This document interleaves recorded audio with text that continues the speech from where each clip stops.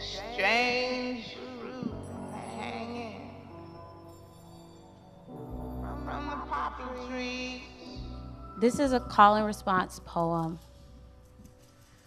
In my hand, I have a list of names. After I say the ages, I will raise my right hand, and I invite each of you to ask me this question.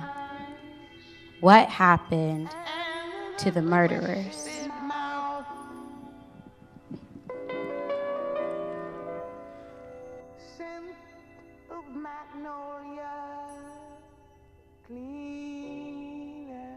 Coming to school was pretty tumultuous. We just started school about a few weeks after Michael Brown was murdered in Ferguson. There was a lot of bodies moving around trying to figure out what we can do and what we can say. And one group in particular that inspired me a lot was SOUL, so Student Organized for Unity and Liberation. And they were having these Ferguson Friday demonstrations right in front of College Hall. And from that, I was kind of thinking about how art and how kind of like activism really could come together finally. What was most urgent and on our hearts, it was really violence. Essentially from that, we knew that our show came from this explosive feeling that we as students were all experiencing. The final poem that culminated the rest of the night was called Elegy.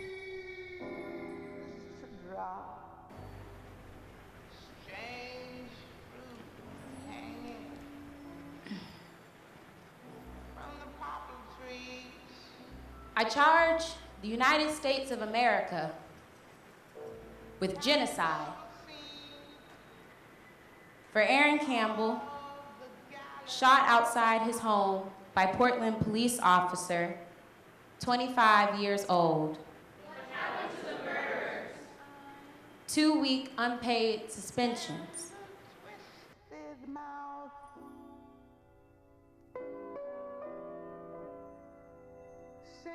I went to Atlanta for Thanksgiving to visit my little brother, who is 9 years old, and I'm very, very close to him. So I went to his room, tucked him in, and then he immediately went to sleep and had the biggest smile on his face while he was sleeping. My siblings and I grew up in an abusive household. Most of my little brother's life, that's all he remembers. What I recognized in that moment was that he has the muscle memory to smile in his sleep, which means he's happy.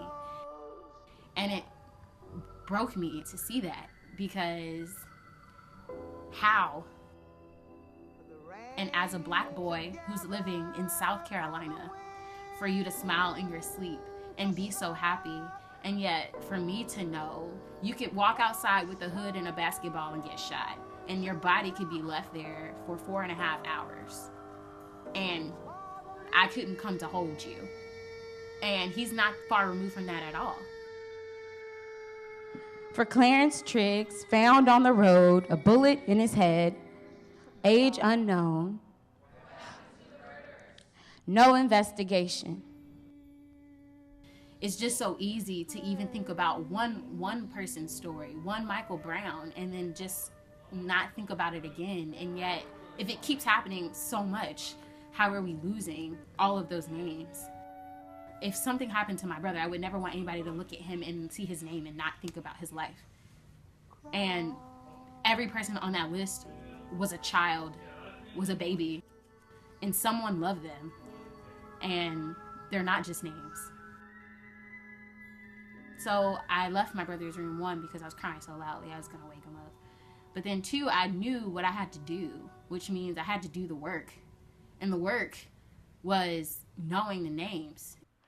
For Delano Herman Middleton, for Henry Ezekiel Smith, for Samuel Ephesians Hammond Jr., shot during the Orangeburg Massacre, 17, 19, and 18 years old.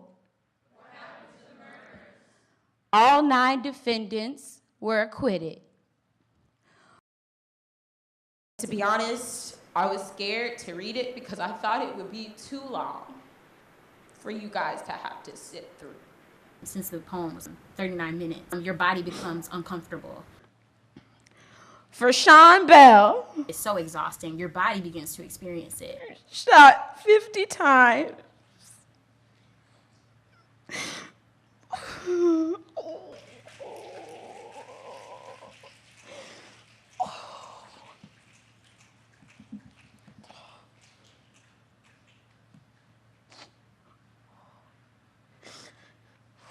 When you ask that question, you realize what you're asking. What happened to the murderers? And then the response you get is just not one that you hope for, because justice is never really found at all. I love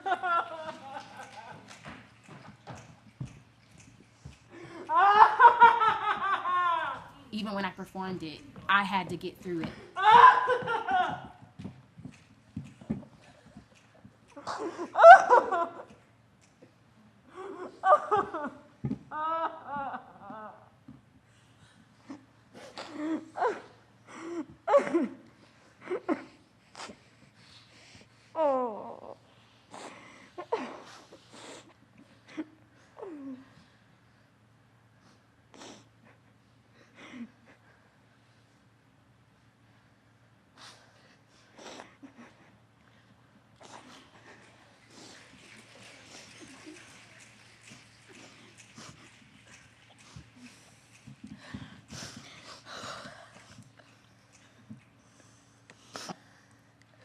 For Sean Bell,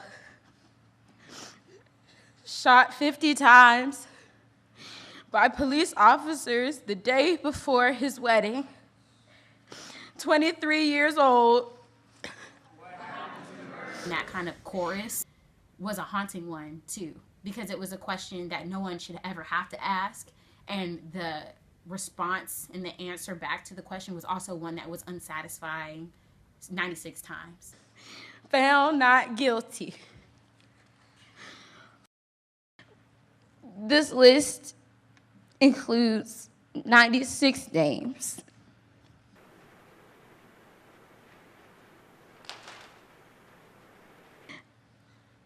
There's so many more names that are not on this list.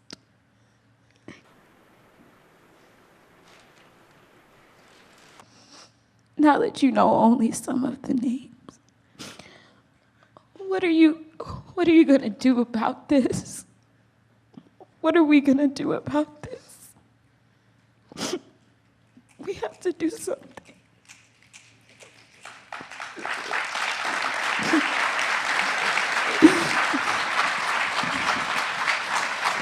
Southern trees that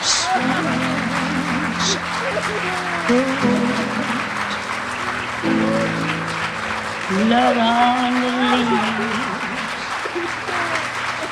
and blood up the roots,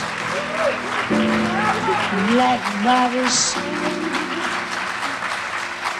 in the summer breeze, strange fruit hanging from the poplar tree.